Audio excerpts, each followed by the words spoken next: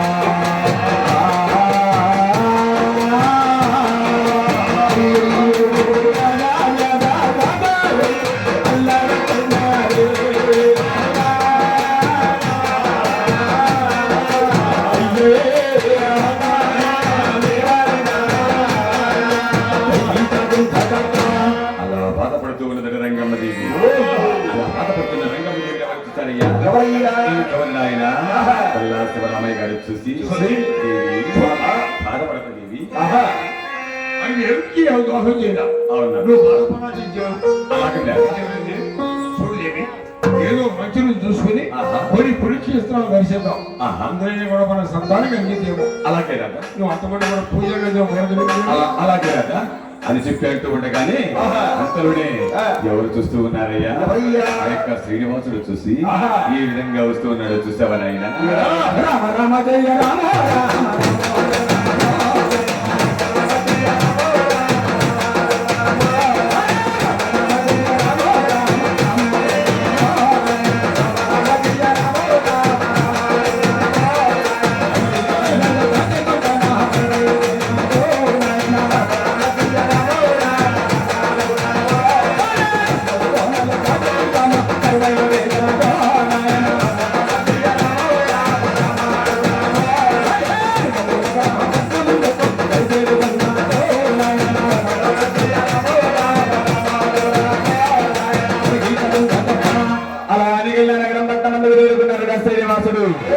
అంతలోనే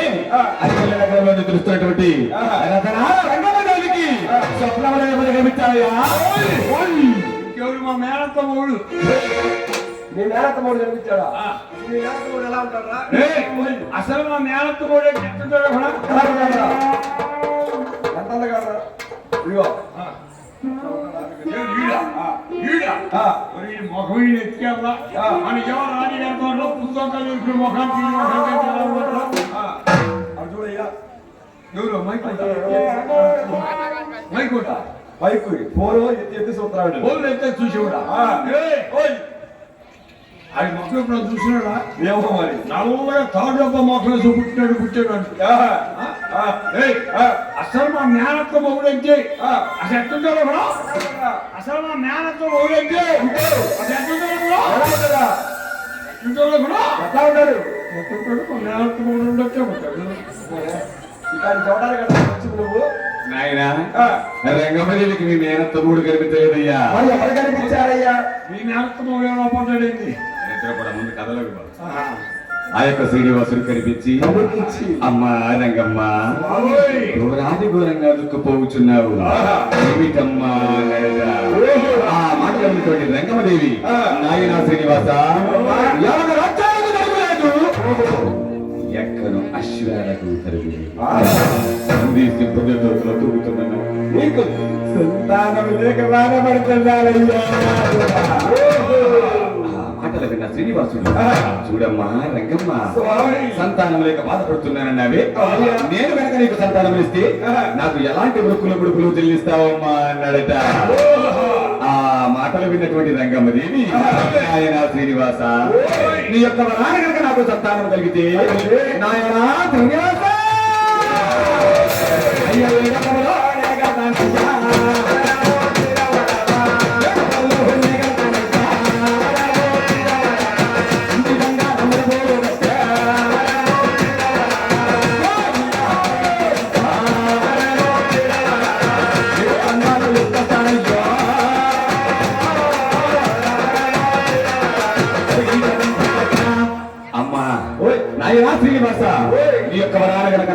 సంతానం కలిగితే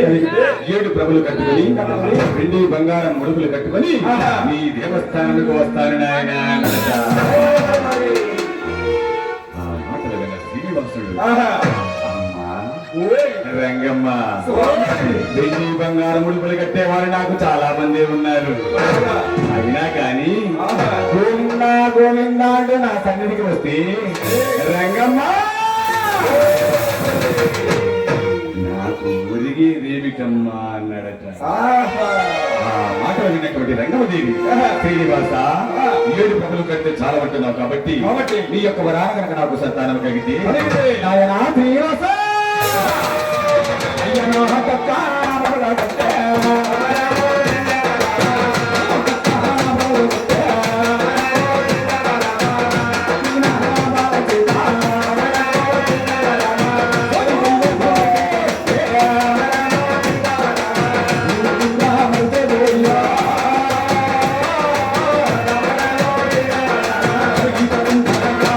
శ్రీనివాస ఈ యొక్క వరాన కనుక నాకు సంతానం కలిగితే బాల చేత జ్యోతి పళ్ళెము పట్టించి ఊరుగా తిరిగి ఈ తిరుపతి దేవస్థానానికి వస్తాను ఆయన అన్నదట. ఆ మాటలు విన్న శ్రీనివాసుడు అది కూడా నాకు చాలదమ్మా అన్నాడట. నాయన శ్రీనివాస ఈ వరము కూడా చాలదంటున్నావు కదా, నీ యొక్క వరాన కనుక నాకు సంతానం కలిగితే నాయన శ్రీనివాస అయ్యా నాకు సంతానం కలిగితేనా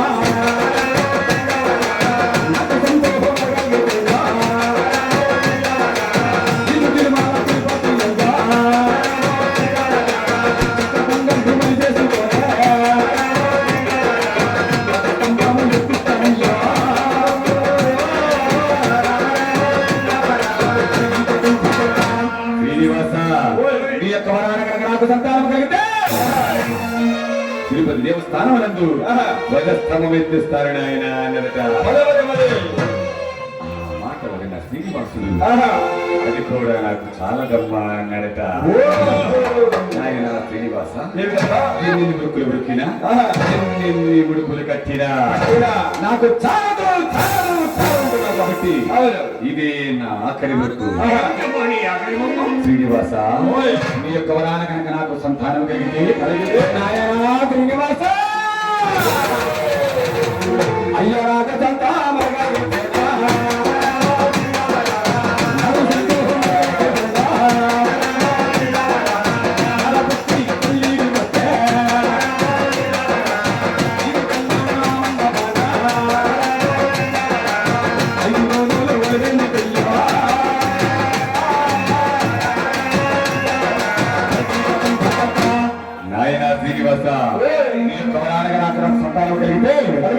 ఆ బాలశ్రీకి పెద్ద పెళ్లికి వస్తే నీ కళ్యాణ మండపాన 5 రోజుల కళ్యాణం జరిపిస్తాను. ఆ మాటలు విన్నటువంటి శ్రీనివాసుడు చూడమ్మా రంగమ్మ నీవు మొక్కిన మొక్కులలో ఈ ఒక్క ముక్కైనా మరచినా రంగమ్మ నీకు కాకపోయినా నీకు పుట్టే సంతానానికి కష్టాలు తప్పవమ్మని చెప్పి దానమై వెళ్ళిపోయాడు.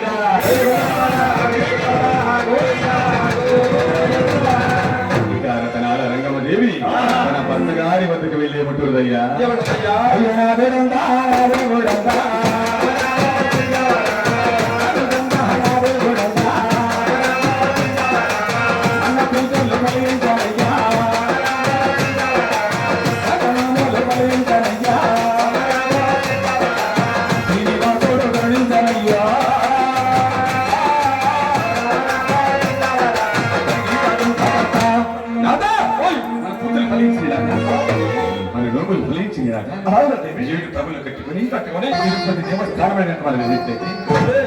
శ్రీనివాసుడు మనకు సంతానాన్ని ఇస్తానన్నాడు కదా అన్నట. మాటలు విన్నటువంటి శివరామయ్య గారు ఒరే సముద్రయ్య ఒరే సాగరయ్య వేకుంటామని 7 ప్రభలు పెట్టుకుని తిరుపతి దేవస్థానానికి వెళ్ళాలి. సంగతి చూడండి చెప్పి రంగమ్మ వద్దకు వచ్చి నీ ప్రయాణం ఎంతవరకు వచ్చింది? ఇది కూడా సార్ ఇప్పుడు ఇంట్లోకి వెళ్ళి పూజ చేసుకున్నా సార్ ఆహా అని చెప్పి అంటూ ఉండగానే ఆ మాటలు విన్నటువంటి రంగమదేవి నీ రంగా వస్తావయ్యనదయ్యా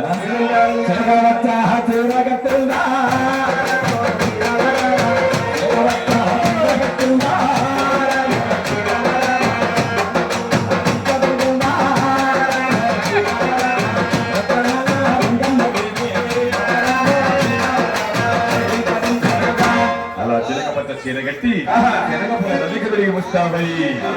వల్లా వారు ఎక్కువ తిరుపతికి బయలుదేరి వెళుతూ పురారణ్యం మధ్యకి చేరుకున్నాడు అందుకని కన్ను పడవని వెళుతూ లేకపోయేసరికి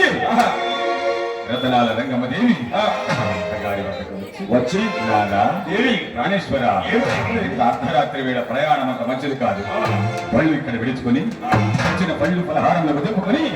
రేపు వేకువజామని బయలుదేరి వెళదామన్నారా మాట ప్రకారం విన్నటువంటి పల్లా సుబ్రహ్మణ్య గారు పళ్ళు అక్కడే విడుచుకొని తెచ్చిన పళ్ళు పలహారంలో వదుపుకొని ఎవరి బండ్ల దగ్గర వారు బయలుదేరి ఉన్నారు సంతానము అనుగ్రహిస్తున్న రంగమదేవి నిదుర పట్టక అలా పన్నెండు కమలమట చేసుకుని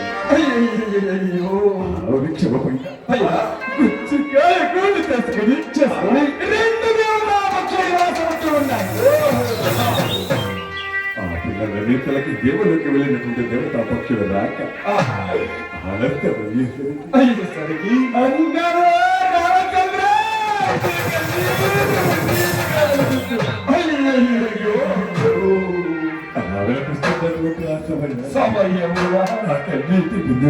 వచ్చి రంగమ్మ మీద పడ్డబడ్డదు అది చూసిన తన భర్త గారి వద్దకు వచ్చి చెప్పలేదు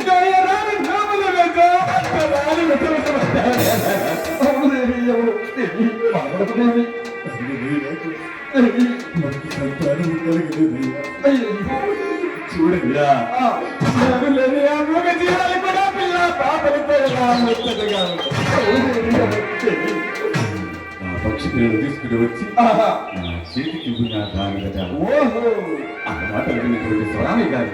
చెట్టుపైకి ఎగ్గప్రాకి పక్షి పిల్లలు తీసుకుని వచ్చి రంగమ్మ చేతికి ఇచ్చారు అది చూసినటువంటి రంగమతి ఆ పక్షి పిల్లలతో ఆడి పాడి ఎదురుగా బళ్ళు పలహారములు బదిలింపజేస్తున్నది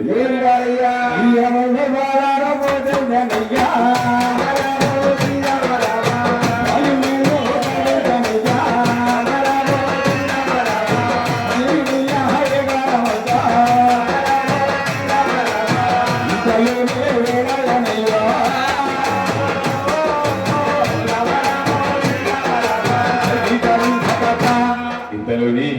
కుక్కల ప్రకారం పక్షి పిల్లలను గుట్లో పెట్టి ఈ విధంగా ఈ భూతపతికి బయలుదేరి వెళ్తున్నారు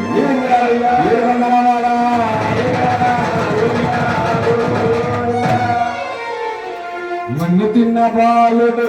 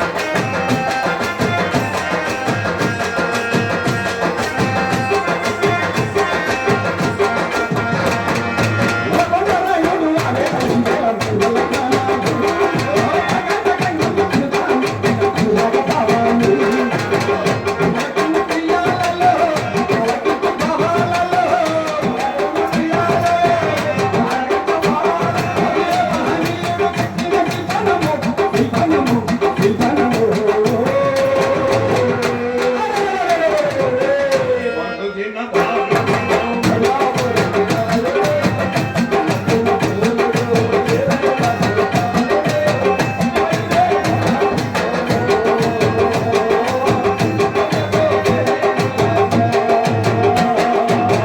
ఏడుకొండలవాడా, వేడుకొండలవాడా, అలాగే ఇప్పుడు మేము జరిపిస్తున్నటువంటి యొక్క కార్యక్రమం బెస్ట్ ఫ్రెండ్స్ సర్కిల్ వారి ఆధ్వర్యంలో రాణి గారి త్వరలో జరుగుతున్నది. ఇలాంటి కార్యక్రమం మీరు మరలా చూడలేరు కాబట్టి ప్రతి ఒక్కరు కూడా మీ యొక్క మొబైల్ ఫోన్లు తీసుకుని యూట్యూబ్ లోకి వెళ్ళి శివలింగారావు అయ్యప్ప భజనలు అని సెర్చ్ చేసినట్లయితే దగ్గరగా 1500 పైచులకు వీడియోస్ అప్లోడ్ చేయడం జరుగుతుంది. ఇప్పుడు జరుగుతున్నటువంటి ఈ యొక్క అమ్మవారి జీవిత చరిత్రను రేపు మా యొక్క ఛానల్లో అప్లోడ్ చేయడం జరుగుతుంది. దయచేసి ప్రతి ఒక్కరు కూడా మా యొక్క ఛానల్ సబ్స్క్రైబ్ చేసుకుని మాకు సపోర్ట్ గా ఉండవలసిందిగా కోరుతున్నాము.